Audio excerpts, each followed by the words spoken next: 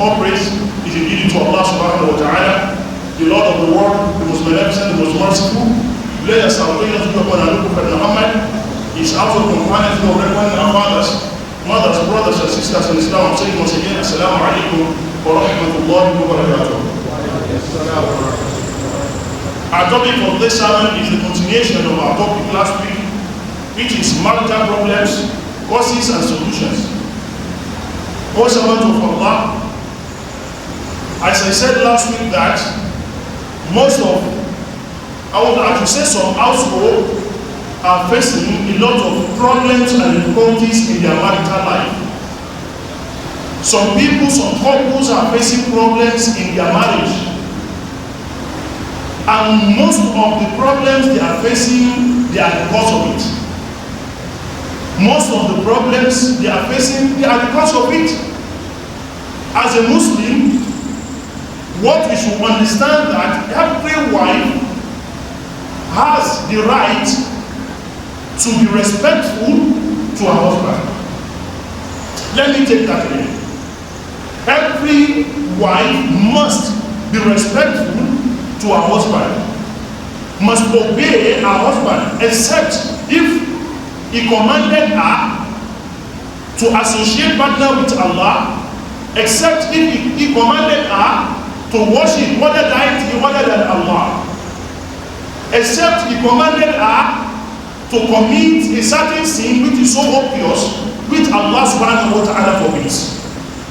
But aside what I've just mentioned, it is must for every wife to always obey their husbands.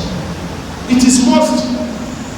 But if a certain wife refuses to obey her husband, it will create a problem in that household. Because every man has this thing, what is called ego. But if a certain husband commanded his wife and she refused to answer, it means you've tampered with his ego. He might react abnormally. And if he's a very sincere person, an honest person, a religious person, he might not do anything, but he will change his attitude in the house. He will change the attitude in the house towards you. That is when you will now be seeing, noticing that your husband is not doing this, your husband is not doing that. It's because you are not a respectful wife. Be a respectful wife if you, as a wife, also want to enter Jannah. Because being obedient to your husband will earn you Jannah. Prophet Muhammad, peace be upon him, in the hadith which Abu Rahman would have narrated that, Prophet Muhammad said, if a woman prays a 5-day prayer, and in the month of Ramadan, you also fast, will have a lot of farjaha, and also protect her chastity, Atesinse, and also obey her husband. It means Prophet Muhammad has mentioned everything religious forward and mentioned being obedient to the husband as last, and doing that, Prophet Muhammad went for that. It will be said to her on the day of Qiyamah, enter the Jannah, enter the paradise. From any doors of the Jannah in which you wish to enter from. That is why every woman, every lady must be respectful to her husband. Advise your wife. And I said earlier on, every woman must have a certain pet name for her husband. Give your husband a certain pet name, honey pie. Give anything that will be so sweet to hear. The husband will also be happy for that. And also respect them. In the way your husband will understand that you are being respectful. In Yoruba land, we know when the wife is being respectful. In your own way, do it in a way that your husband will know you are being respectful.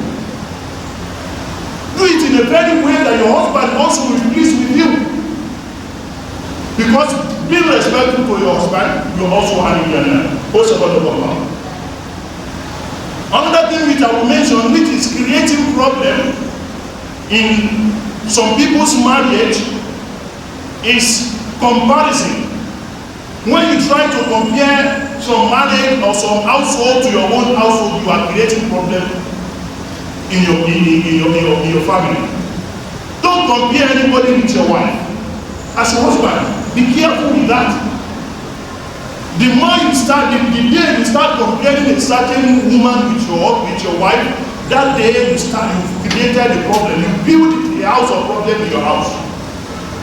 You now come in, you now said, and I saw a lady, she's so beautiful she's so beautiful. That day you know you've opened the door of problem in your house. That day you know when you eat your rice, you know you need half of the salt inside your food. When you cook soup, you know every of the soup will be water. Or when you go out, you now come in expectation of meeting the food at home. That's when you see the food served and you open the food to be empty. That is because you created the problem. The response will be that go and meet the person that's beautiful than I am to come and cook for you. So don't create that problem. Avoid that comparison. Avoid that comparison. And you, the wives, don't compare anybody with your husband. Because a certain woman which you know might be your friend said, my husband, she knew your friend that her husband usually give her 10,000, 20,000 for her upkeep. And you, because of financial status, financial situation, your present situation financially, you give her just 2,000 naira. She now started complaining, no, why will you give me 2,000? That woman that we live together, my neighbor, our husband usually give her 10,000, 15,000 naira just for her upkeep. You are giving me 2,000. The day that starts in your house, just know that when that day, you've created the problem for yourself. So avoid that comparison in your household. Be satisfied with the husband Allah subhanahu wa ta'ala has given to you. And also as a husband, be satisfied with the wife Allah subhanahu wa ta'ala has given to you. When we are satisfied with each other, we will have peace of mind in our house. When we are satisfied with each other, we will have rest of mind. There will be peace in our house. There will be no problem in our house. But when you refuse to avoid what I just said, it means there will be a lot of problem in our house. So we ask Allah subhanahu wa ta'ala to guide every one of us and grant us a goodness in this life and hereafter, and grant every of our household of peace and tranquility. ولا حول ولا قوة إلا بالله العلي العظيم. نشوزا أو إعراضا فلا